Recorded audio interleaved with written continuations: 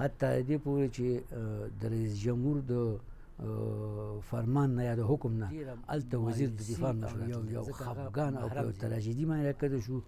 یو څوک و چې هغه د انور ډنګر او یوه سترګه باندې دغه وده، نو ده سره دا توفانچه په دې لاس کې وه.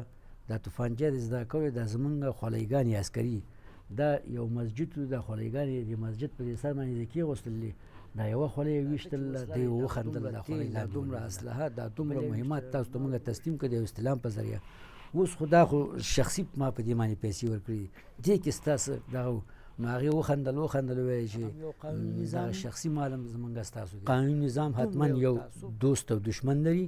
هغه نظام دغه دشمن په ټکولو کې خپل فعالیتونه کوي.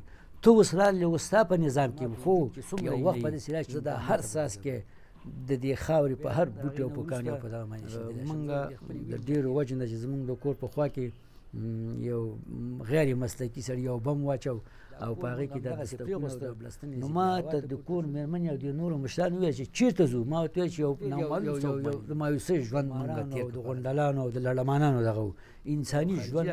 ترجمان نه پوښتنه وکړه چې دې سړي نه پوښتنه وکړه دا دې ټولو کې لږ داسې پسپسې غوندې و چې ورکه ته خو دغه ته مرګ ته روان یې. نو ما ویل چې خو خاوره ده یا په مرګ ژوند ټول دا ذاتي صفات دي، د الله زو وظیفه ده، نو معاش چې راکوي وظیفه ده، هلته ما عسکري لوړه هم کړې ده.